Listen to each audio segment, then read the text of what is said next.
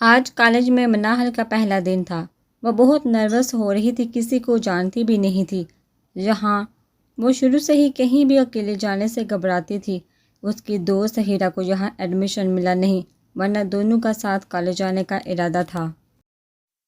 اب اکیلے کالج جانا منال کے لیے کسی مشن سے کم نہیں تھا۔ جو بھی ہو اسے پڑھنا تو تھا ہی۔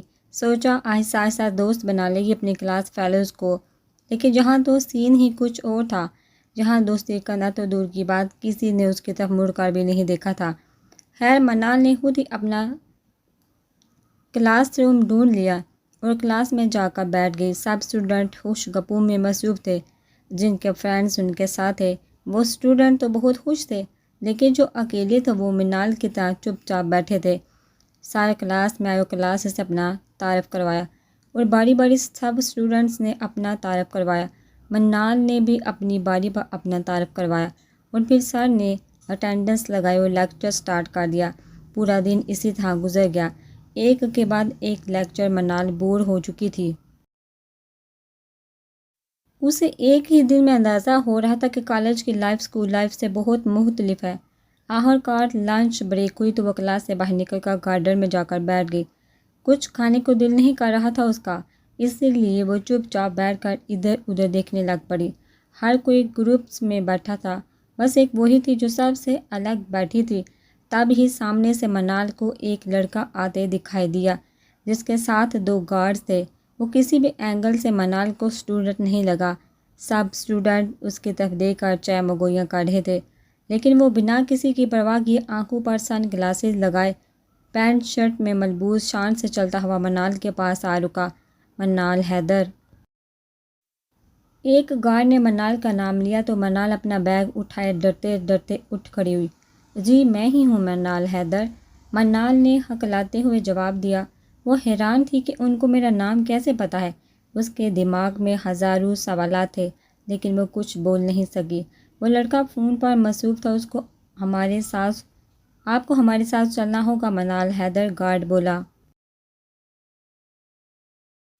منال کے تو ہوش اڑ گئے۔ اس کی بات سن کر اس نے جلدی سے خود کو کمپوز کیا۔ کیوں جاؤں میں آپ کے ساتھ؟ میں آپ کو نہیں جانتی، وہ جلدی سے بولی۔ تب ہی وہ لڑکا فون گارڈ کو پکڑاتے ہوئے منال کی طرف بڑھا اور اسے بازو سے پکڑ کر کھینچتے ہوئے ساتھ لے کر چل پڑا اور اس کے گارڈز بھی اس کے ساتھ چل پڑے۔ منال سمجھ ہی نہیں پائی یہ سب کیا ہوا۔ وہ پہلے ہی ڈری ہوئی تھی۔ آج کالج کا پہلا دن تھا اور اوپر سے یہ سب کچھ وہ تو ان کو جانتی تک نہیں تھی، پھر یہ کیوں اسے اپنے ساتھ لے کر جا رہے تھے۔ منال نے اپنا بازو چھڑوانے کی کوشش کی، لیکن اس لڑکی کی گرفت بہت مضبوط تھی۔ وہ چھوٹی سی لڑکی اس شخص کا مقابلہ نہیں کر سکتی تھی۔ منال نے سب کی طرف التجائیہ نظروں سے دیکھا، لیکن کسی نے بھی آگے بڑھ کر اس کا ہاتھ نہیں چھڑوایا اس شخص سے۔ منال کی آنکھوں سے آنسو جاری تھے۔ وہ اس شخص کے ساتھ کھینچتی چلی جا رہی تھی۔ اس کے ذہن میں بہت سے خیالات آ رہے تھے۔ بابا آنے والے ہوں گے مجھے لینے، چھٹی کا ٹائم ہو رہا ہے، اگر ان کو میں نہ ملی تو وہ پریشان ہو جائیں گے، ماما کا کیا بنے گا۔ اس کے ذہن میں بہت سے خیالات تھے۔ گارڈ نے گاڑی کا دروازہ کھولا اور وہ لڑکا گاڑی میں بیٹھ گیا اور اپنے ساتھ منال کو بھی گاڑی میں بٹھا لیا۔ منال گرتی پڑتی گاڑی میں بیٹھ گئی اور گارڈ نے گاڑی کا دروازہ بند کر دیا اور گاڑی میں بیٹھ گیا تو دوسرے گارڈ نے گاڑی سٹارٹ کر دی۔ آپ کون ہیں؟ کیوں کر رہے ہیں یہ سب؟ پلیز مجھے گھر جانے دے۔ مجھے گھر جانا ہے، بلکہ مجھے کالج چھوڑ دے۔ میرے بابا آنے والے ہوں گے، وہ مجھے گھر لے جائیں گے، اگر ان کو میں کالج میں نہ ملی تو وہ پریشان ہو جائیں گے۔ منال روتے ہوئے بول رہی تھی، لیکن اس شخص پر اس کی کسی بات کا کوئی اثر نہیں ہوا۔ وہ گردن جھکائے ایسے فون پر مصروف تھا جیسے اسے کسی بات سے کوئی فرق ہی نہیں پڑتا تھا۔ منال کو بہت دکھ ہوا اس کی بے رخی پر اور اپنی بے بسی پر، اور جب بول کر تھک گئی تو چپ ہو کر بیٹھ گئی۔ وہ راستے کو پہچاننے کی کوشش کر رہی تھی، لیکن اسے کچھ سمجھ نہیں آ رہا تھا۔ وہ کبھی اکیلی باہر آئی ہی نہیں تھی، کبھی بائی کے ساتھ تو کبھی بائی باپ کے ساتھ، یا پھر ماما کے ساتھ ہی باہر آتی جاتی تھی۔ اکیلی تو وہ کبھی گلی تک نہیں گئی تھی۔ گاڑی انجان راستوں پر چلتی جا رہی تھی۔ منال کے بابا چھٹی سے ذرا 10 منٹ پہلے ہی آ گئے تھے۔ چھٹی ہو گئی تھی، سب اسٹوڈنٹ باہر آ چکے تھے، لیکن ان کو منال کہیں نظر نہیں آئی۔ جب کافی دیر تک منال باہر نہ آئی تو وہ اندر کی طرف بڑھ گئے۔ پرنسپل کے آفس میں گئے، ان سے منال سے متعلق پوچھا۔ تو انہوں نے منال کی کلاس وغیرہ کا پوچھا اور گارڈ کو اس کی کلاس میں دیکھنے کو کہا۔ کچھ دیر بعد گارڈ واپس آیا۔ سر جی، ساری کلاس خالی ہے اور سارے اسٹوڈنٹ جا چکے ہیں کیا؟ لیکن منال تو گارڈ آئی ہی نہیں، میں تو چھٹی سے 10 منٹ پہلے ہی باہر کھڑا ہوں۔ ان کی بات سن کر پرنسپل کے بھی ہوش اڑ گئے۔ ایسا کیسے ہو سکتا ہے؟ ہمارے کالج سے چھٹی کے بعد ہی اسٹوڈنٹ کو باہر جانے کی اجازت ہوتی ہے، پھر وہ کہاں جا سکتی ہے؟ آپ فون کر کے دیکھیں اگر آپ کی بیٹی کے پاس فون ہے تو۔ جی فون تو ہے اس کے پاس۔ منال کے بابا نے جلدی سے اپنا فون نکال کر منال کا نمبر ڈال دیا۔ بیل جا رہی تھی لیکن منال فون نہیں اٹھا رہی تھی۔ ان کی پریشانی میں مزید اضافہ ہو رہا تھا۔ منال کے فون کی بیل بجی تو اس نے جلدی سے اپنے بیگ سے فون نکالا۔ بابا اس کے منہ سے نکلا۔ اس سے پہلے کہ وہ کال پک کرتی اس کے ہاتھ سے فون کھینچ لیا اس شخص نے۔ منال نے بے بسی سے اس شخص کی طرف دیکھا لیکن اس کے دل میں کوئی رحم نہیں آیا۔ اس نے منال کے ہاتھ سے فون کھینچ کر گاڑی سے باہر پھینک دیا۔ منال کی ہوش اڑ گئی۔ یہ فون بابا نے بہت مشکل سے خرید کر مشکلوں سے کل ہی لا کر دیا تھا۔ یہ کیا کر دیا آپ نے؟ میرے بابا نے یہ فون مجھے کل ہی لا کر دیا تھا، ایک ایک پیسہ جوڑ کر، اور آپ نے ایک ہی پل میں بنا سوچے سمجھے گاڑی سے پھینک دیا۔ وہ روتے ہوئے بولی۔ لیکن اس کی باتوں کا اس پتھر دل انسان پر کوئی اثر نہیں پڑا۔ اس کا دھیان فون میں تھا۔ منال کا دل بیٹھا جا رہا تھا۔ یہ سوچ سوچ کر کہ بابا کتنے پریشان ہو رہے ہوں گے۔ اب تو فون بھی ٹوٹ گیا۔ منال کے بابا کا پریشانی سے برا حال ہو رہا تھا۔ اب تو منال کا نمبر بند آ رہا تھا۔ انہوں نے پرنسپل کو بتایا تو وہ بھی پریشان ہو گئے۔ انہوں نے سارے گارڈز کو وہاں بلایا۔ کیا کسی نے ایک لڑکی کو اکیلے جاتے ہوئے نہیں دیکھا چھٹی سے پہلے؟ اگر لڑکی کالج سے باہر نہیں گئی تو گئی کہاں؟ وہ گارڈز پر سیخ پا ہو رہے تھے۔ سر جی، وہ ایک لڑکا آیا تھا گاڑی میں، اس کے ساتھ 2 گارڈز تھے، وہ لے کر گیا ہے اس لڑکی کو۔ گارڈ سر جھکاتے ہوئے بولا۔ کیا کہا تم نے؟ اور تم مجھے اب بتا رہی ہو؟ وہ اپنی کرسی سے اٹھ کھڑے ہوئے۔ کون تھا وہ؟ کوئی جانتا نہیں اسے۔ کیا وہ یہاں کا اسٹوڈنٹ تھا؟ وہ غصے سے آگ بگولا ہوتے ہوئے بولے۔ سر جی، میں 2-3 بار آیا تھا آپ کو بتانے، لیکن آپ کے پاس مہمان بیٹھے تھے، اس لیے میں نے بتانا ضروری نہیں سمجھا، اسی لیے میں واپس چلا گیا۔ گارڈ سر جھکاتے ہوئے بولا۔ وہ یہاں کا اسٹوڈنٹ نہیں تھا۔ کیا بکواس کر رہے ہو؟ تم نے مجھے بتانا ضروری نہیں سمجھا؟ تم لوگ کہاں تھے سو رہے جب وہ لڑکی کو لے کر جا رہا تھا؟ تم لوگوں کو کس لیے رکھا ہے یہاں؟ سر جی، ہمیں ڈر تھا کہ کہیں وہ لڑکی کو کچھ کر نہ دے۔ ان کے پاس پسٹل تھی، وہ لڑکی ان کے قبضے میں تھی، اسی لیے ہم نے کوئی قدم نہیں اٹھایا۔ ہمیں تو وہ یہ کہہ کر اندر داخل ہوئے تھے کہ وہ یہاں پڑھتے ہیں۔ اگر آپ کی اجازت ہو تو ہم پولیس کو انوالو کر لیں اس معاملے میں۔ پرنسپل منال کے بابا سے بولے۔ نہیں، پولیس کو نہیں بلانا، میں جانتا ہوں وہ کون لوگ تھے۔ وہ پریشانی سے آواز میں بولے۔ تو کیا آپ کی دشمنی تھی کسی سے؟ پرنسپل کچھ سوچتے ہوئے بولے۔ نہیں، دشمنی نہیں، دشمنی سے بھی زیادہ کچھ بڑھ کر۔ میں چلتا ہوں، گھر والے پریشان ہو رہے ہوں گے، کہتے ہوئے وہ وہاں سے چل پڑے۔ وہ گھر پہنچے تو منال کی امی جلدی سے ان کی طرف آئی۔ منال کہاں ہے؟ آپ اسے لینے نہیں گئے؟ وہ سوال پر سوال کرتی چلی گئی تھی۔ کیا ہوا؟ آپ کچھ بول کیوں نہیں رہے؟ میں پوچھ رہی ہوں منال کہاں ہے؟ منال نہیں آئی میرے ساتھ۔ انہیں ایک جملے میں بات مکمل کر ڈالی اور سر تھام کر بیٹھ کے اب کیا کر سکتے تھے وہ؟ کیسے بچائیں اپنی بیٹی کو؟ ان کی سمجھ میں کچھ نہیں آ رہا تھا۔ منال کیوں نہیں آئی؟ چھٹی تو 2 بجے ہونی تھی نا، اب تو 3 بج چکے ہیں، ایسا کیسے ہو سکتا ہے؟ اتنی لیٹ تو چھٹی نہیں ہوتی۔ آپ دوبارہ جائیے کالج اور اسے ساتھ لے کر آئیے، اتنا ٹائم ہو گیا ہے، وہ اکیلی پریشان ہو رہی ہوگی۔ نہیں حمیرہ، تم چپ ہو جاؤ کچھ دیر کے لیے۔ منال اب کبھی واپس نہیں آئے گی، وہ چلاتے ہوئے بولے۔ یہ کیا کہہ رہے ہیں آپ؟ کیسی باتیں کر رہے ہیں آپ؟ اللہ نہ کرے کہ ایسا کچھ ہو، میری بیٹی کبھی گھر واپس نہ آئے۔ آخر ہوا کیا ہے؟ آپ کچھ بول کیوں نہیں رہے؟ میرا دل بیٹھا جا رہا ہے۔ کہاں ہے منال؟ جس بات کا ڈر تھا وہی ہوا۔ پتہ نہیں کیا سلوک کریں گے وہ لوگ میری بیٹی کے ساتھ۔ نہ کردہ گناہوں کی سزا ملے گی اسے۔ میں بہت بے بس ہو چکا ہوں، کسی سے کچھ کہہ بھی نہیں سکتا۔ کیا مطلب؟ کون لوگ؟ کن کی بات کر رہے ہیں آپ؟ ثانیہ کے گھر والوں کی بات کر رہا ہوں میں۔ اس کا بھائی واپس آ گیا ہے اور جو کچھ تمہارے صاحبزادے نے ان کی بیٹی کے ساتھ کیا وہی وہ اب ہماری بیٹی منال کے ساتھ کرے گا۔ یہ کیا کہہ رہے ہیں آپ؟ میری بچی کا کیا قصور بھلا اس میں؟ آپ بات کریں نا ان سے۔ جو کچھ ہوا اس میں ثانیہ برابر کی شریک ہے فہیم کے ساتھ، اس میں منال کا کیا قصور ہے؟ اب بات کریں ان سے، پتہ نہیں میری بیٹی کس حال میں ہوگی۔ مجھے لے چلیے ان کے گھر، میں ان سے معافی مانگ لوں گی فہیم کی طرف سے، آپ مجھے لے کر چلیے، مجھے ملنا ہے منال سے۔ نہیں، ہم نہیں جا سکتے وہاں، اور پولیس کی مدد بھی نہیں لے سکتے، ہماری بیٹی ان کے قبضے میں ہے، کچھ بھی کر سکتے ہیں وہ لوگ، اسی لیے ہمیں سوچ سمجھ کا قدم اٹھانا پڑے گا۔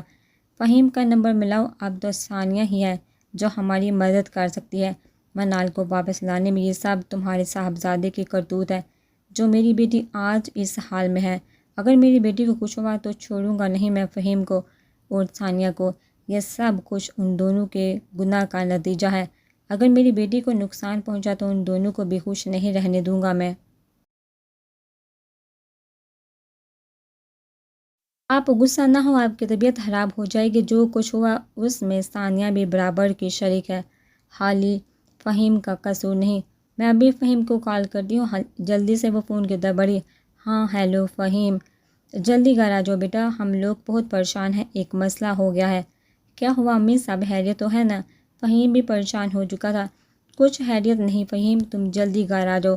گھر آؤ تو بتاتی ہوں تمہیں جلدی، اور ثانیہ کو ساتھ لیتے آنا۔ لیکن امی آپ تو جانتی ہیں نا ابو ثانیہ کو پسند نہیں کرتے، تو پھر میں کیسے گھر لا سکتا ہوں ثانیہ کو؟ کیا ابو گھر میں نہیں ہے؟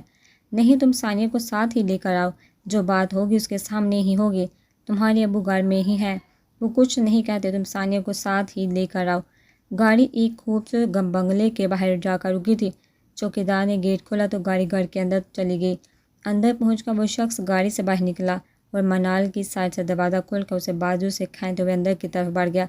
منال نے آج تک اتنا خوبصورت گھر پہلے کبھی نہیں دیکھا تھا، اگر کوئی اور اس وقت ہوتا تو بہت فرصت سے دیکھتی اس گھر کو، لیکن اب اس پر جو بیت رہی تھی، ایسے میں اس کے پاس گھر کو دیکھنے کا وقت نہیں تھا۔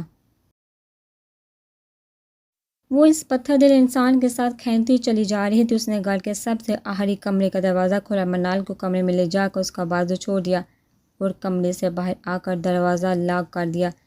منال وہی زمین پر بیٹھ گئی کیونکہ اس کمرے میں بیٹھنے کی کوئی جگہ ہی نہیں تھی۔ منال سر گھٹنوں پر رکھ کر رو دی، اس کے دل میں بار بار بابا اور ماما کا خیال آ رہا تھا۔ پتہ نہیں کیا ہوا ہوگا جب بابا کالج پہنچے ہوں گے، ماما کو کیا بتائیں گے بابا، سوچ کر منال کا دل بیٹھا جا رہا تھا۔ تب بھی منال کو باہر سے کسی کی باتوں کی آواز آئی۔ ابھی وہ آواز کے تعاقب میں کھڑکی کے پاس پہنچی ہی تھی کہ کمرے کا دروازہ کھلا اور ایک عورت اندر آئی۔ چلو میرے ساتھ، ایک نظر منال پر ڈالتے ہوئے بولی۔ منال کو اس کا لہجہ تھوڑا عجیب لگا۔ میں نہیں جاؤں گی آپ کے ساتھ، کہاں لے کر جانا چاہتی ہیں آپ مجھے؟ چپ چاپ میرے ساتھ چلو، زیادہ باتیں نہ کرو، چھوٹے صاحب کا حکم ہے تمہیں ڈرائنگ روم میں لے کر آؤں میں، تمہارا نکاح ہے اب بھی چھوٹے صاحب سے۔ اس نے جیسے منال کے سر پر بام بھوڑا، اس کے الفاظ منال کے دماغ پر ہتھوڑے کی طرح برسے۔ میرا نکاح کس سے؟ میں نہیں کروں گی یہ نکاح، مجھے گھر واپس جانا ہے ابھی۔ منال نے باہر کی طرف بھاگنے کی کوشش کی، تب ہی کسی سے ٹکرا گئی۔ وہ منال کے سامنے تھا۔ پلیز مجھے گھر جانے دیں، میں نے کیا بگاڑا ہے آپ لوگوں کا؟ مجھے نہیں کرنا کوئی نکاح، پلیز مجھے میرے گھر چھوڑ دیں، میرے گھر والے پریشان ہو رہے ہوں گے۔ صاحب جی میں تو ان سے کہہ رہی ہوں کب سے کہ میرے ساتھ چلے، لیکن یہ جانے کو تیار ہی نہیں ہو رہی تھی۔ وہ عورت جلد سے اپنی صفائی میں بول پڑی۔ اس نے اس عورت کو آنکھوں کا اشارہ کیا کہ کمرے سے باہر نکل جائے۔ وہ جلدی سے کمرے سے باہر نکل گئی۔ وہ منال کی طرف مڑا، اس کی آنکھوں پر اب گلاسز نہیں تھے۔ منال اس کی آنکھوں میں کھو سکی۔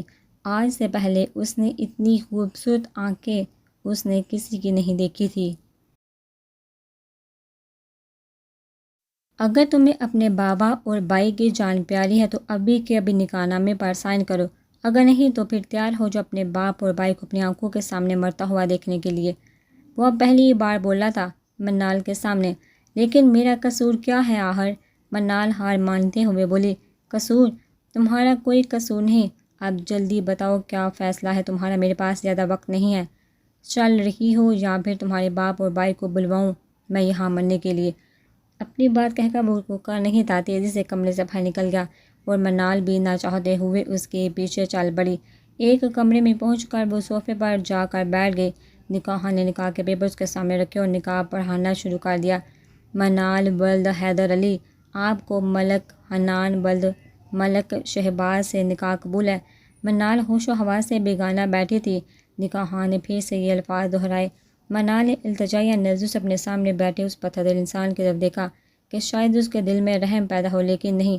وہ نظریں پھیر گیا اور اپنی جیب میں سے پسٹل نکال کر میز پر رکھی۔ منال اس کا اشارہ سمجھ گئی۔ اس نے آنکھیں بند کر کے دل پر پتھر رکھ کر کہا، قبول ہے۔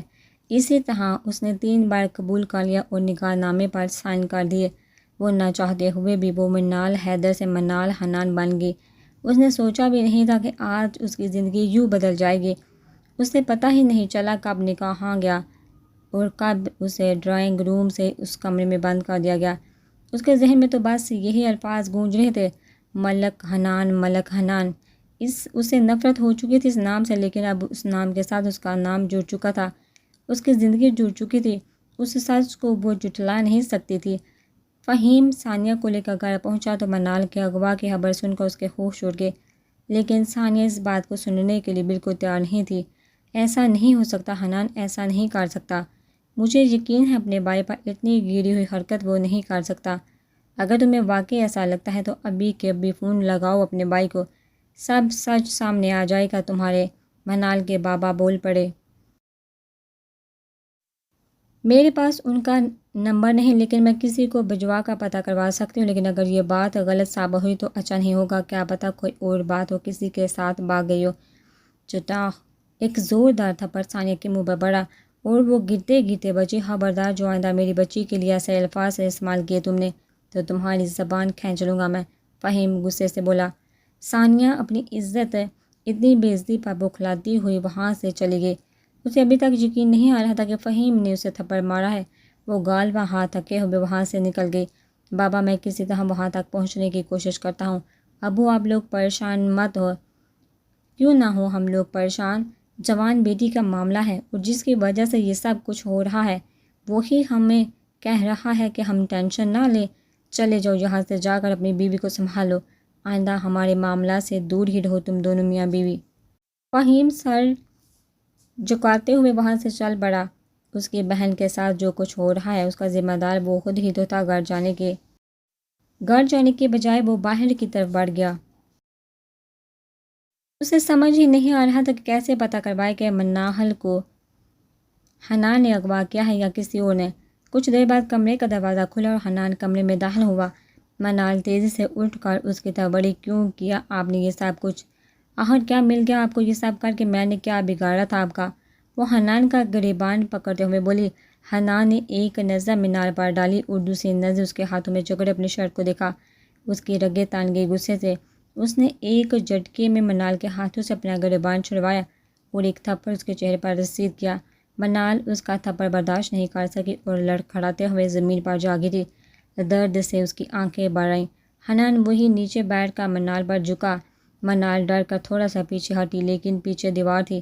حنان نے ماہی کے جبڑے کو اپنے ہاتھ میں دبوچا۔